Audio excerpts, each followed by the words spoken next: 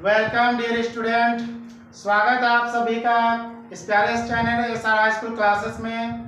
आज हम अध्ययन करेंगे क्लास 10th के विद्यार्थियों का गणित किताब से।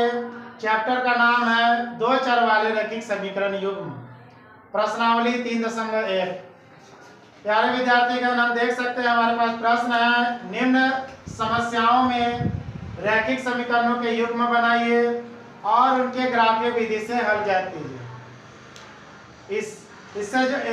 इसको हल करने के लिए यहाँ प्रश्न दिया गया है कि कक्षा 10 के 10 विद्यार्थियों ने एक गणित की पहली प्रतियोगिता में भाग लिया। यदि लड़कियों की संख्या लड़कों की संख्या से 4 अधिक हो तो प्रतियोगिता में भाग लिए लड़कों की संख्या और लड़कियों की संख्या ज्ञात करें। तो इस प्रश्न को हल करने के लिए सबसे पहले हम सभी को समीकरण बनाना होगा। समीकरण 1 और समीकरण 2। जब ये 1 और 2 समीकरण हम प्राप्त कर लेंगे और उस समीकरण को प्राप्त करने के बाद x और y का मान रखेंगे और उसके बाद हम ग्राफ बनाएंगे। ग्राफ बनाने के बाद हमें प्राप्त हो जाएगा कि लड़कियों की संख्या कितनी है और लड़कों की संख्या कितनी है। क्योंकि हमें यह प्रश्न ग्राफीय विधि से हल करने के लिए कह रहा है, इसलिए ग्राफ बना के हल करेंगे। हालांकि इसको हल करने के लिए 3-4 विधियां हैं जिससे हल किया जा सकता है। आइए आगे बढ़ते हैं। सबसे पहले विद्यार्थीगण, हम यहाँ पर मान लेंगे सबसे लड़कियों की संख्या लड़कों की संख्या से 4 अधिक है, यानी लड़कियों की संख्या अधिक है। तो सबसे पहले उनकी संख्या मान लेते हैं। माना कि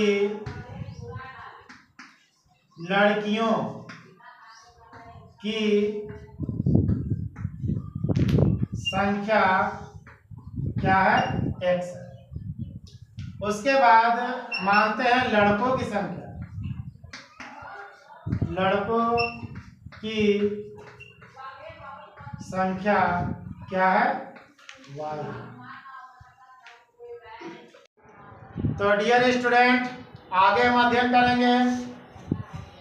हमने प्रश्न पढ़ा कि कक्षा 10 में विद्यार्थियों की संख्या 10 है, तो जिसमें हमने लड़कियों की संख्या x माना और लड़कों की संख्या हमने y माना। तो लड़कियों की संख्या और लड़कों की संख्या दोनों को अगर प्लस करेंगे तो विद्यार्थियों की संख्या कितनी है? 10 है। तो इससे हमें समीकरण 1 प्राप्त हुआ। तो अब क्या करेंगे विद्यार्थीगण कि x और प्लस y, तो यह x क्या है? लड़कियों की संख्या है और यह y क्या है? तो लड़कों की संख्या है। दोनों संख्याओं को अगर जोड़ देंगे तो कुल विद्यार्थियों की संख्या कितनी है? 10 है। तो इस तरह से हमने समीकरण 1 प्राप्त कर लिया। दूसरे समीकरण के लिए क्या है कि लड़कियों की संख्या अधिक है और लड़कों की संख्या कम है। अगर इसको हम घटाते हैं तो हमें कितना प्राप्त होगा? तो हमें 4 प्राप्त होगा, क्योंकि प्रश्न में दिया गया है कि लड़कियों की संख्या लड़कों से 4 अधिक है। तो इस तरह से हमने समीकरण 2 प्राप्त कर लिया। अब हम आगे बढ़ेंगे समीकरण 1 से। समीकरण 1 को यहाँ पर उतारेंगे। x plus y equal 10। अब हम इस तरह से बॉक्स तैयार कर लेते हैं। चूंकि ग्राफीय विधि से हल करना है, इसीलिए x और y का दो जो है मान प्राप्त करेंगे। अब विद्यार्थी यहाँ अनुमान लगाइए कि हम x का क्या संख्या रखें या क्या अंक रखें कि उसको y यानी संख्या से जोड़ने पर 10 प्राप्त हो। तो यदि हम यहाँ पर 4 रखते हैं तो हमें यहाँ क्या रखना होगा? तो हमें 6 रखना होगा।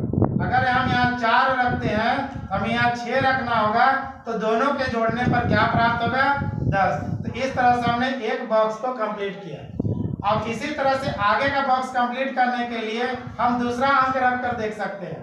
हम अगर यहाँ 5 रखते हैं डियर स्टूडेंट, तो हमें यहाँ क्या रखना होगा? 5 रखना होगा। तो 5 और 5 को जोड़ने पर क्या प्राप्त होगा? इस तरह से हमने समीकरण 1 के माध्यम से x के दो वैल्यू यहाँ पर हमने ले लिए हैं, x और y के। अब हम आगे बढ़ते हैं समीकरण 2 से। समीकरण 2 को यहाँ उतारते हैं, x माइनस वाई इक्वल 4। इसका भी बॉक्स बना लेते हैं।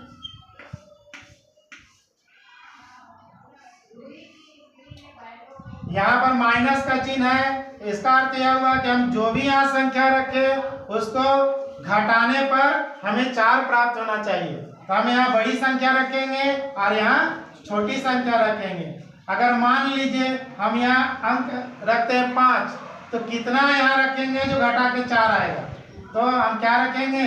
1 रखेंगे। तो 5 में से 4 घटाएंगे, 5 में से 1 घटाएंगे तो क्या प्राप्त होगा? 4 प्राप्त होगा। तो x का हमने क्या रखा? 5, और y का हमने क्या रखा? 1 रखा। अब इसी तरह से हम संख्या बदल कर रखते हैं। अब हम यहाँ क्या रखेंगे? 6 रखेंगे। तो हमें यहाँ कितना रखना होगा जो हमें 4 प्राप्त होगा? तो क्या रखेंगे? 2 रखेंगे। तो इस तरह से हमने x का 6 प्राप्त कर लिया और 2। तो हमने डियर स्टूडेंट समीकरण 1 से 2 बॉक्स तैयार कर लिए और समीकरण 2 से भी बॉक्स तैयार कर लिए। अब इसके बाद हम आलेखीय विधि से इसको हल करेंगे। आगे का स्टेप में डियर स्टूडेंट हम अब ग्राफीय विधि से इसका मान ज्ञात करेंगे। उसके लिए इस तरह का ग्राफ बना लेना होगा। और बहुत अच्छी बात है कि ग्राफ कॉपी में आप बनाएंगे तो बहुत बेहतर होगा, उसमें सटीक आंसर आपका प्राप्त होगा।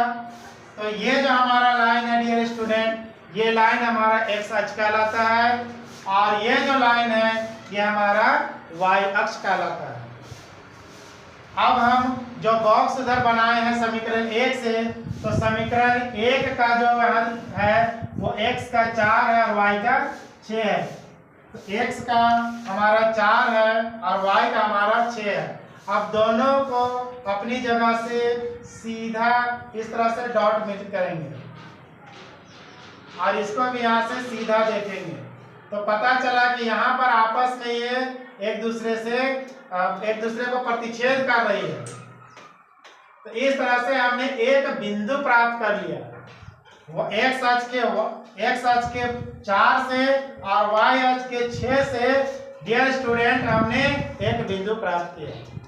अब हम x अक्ष के 5 से और y अक्ष के 5 से भी एक बिंदु प्राप्त करेंगे।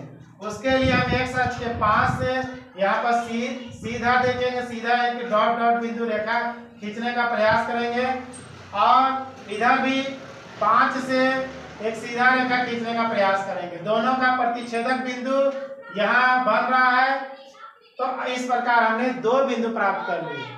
अब इन 2 बिंदु को स्केल की सहायता से एक सीधी रेखा खींचेंगे, एक सीधी रेखा खींचेंगे।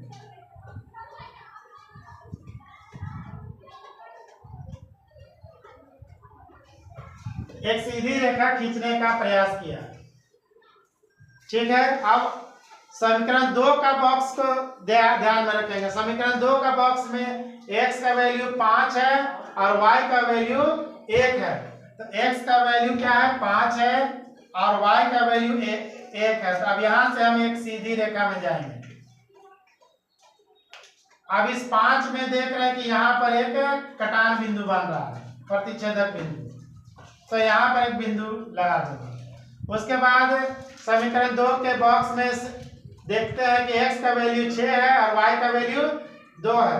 तो x का वैल्यू 6 है, यहाँ से एक सीधी रेखा पे जाएंगे ऊपर की ओर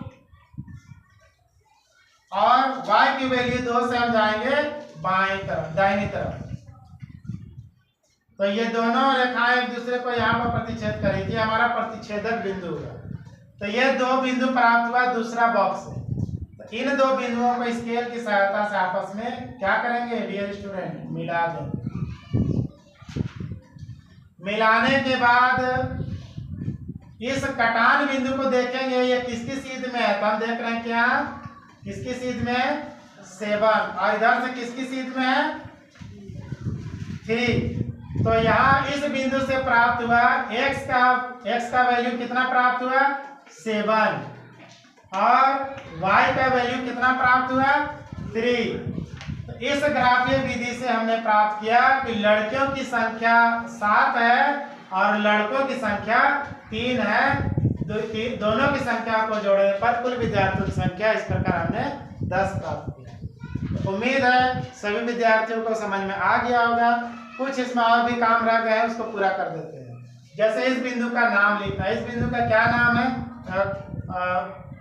दोनों अक्ष का यहाँ पर मान लिखना है। यहाँ पर हम 4 लिख देंगे और यहाँ पर 6 लिख देंगे। इस बिंदु में भी इसी प्रकार मान रखेंगे। 5 लिखेंगे, x अक्ष को पहले लिखेंगे, उसके बाद फिर y अक्ष को, फिर यहाँ पर भी लिखेंगे। x अक्ष का मान पहले लिखेंगे 6 और y अक्ष का मान को यहाँ लिख देंगे, जिसको हम लोग भुज और कोटि भी कहते हैं।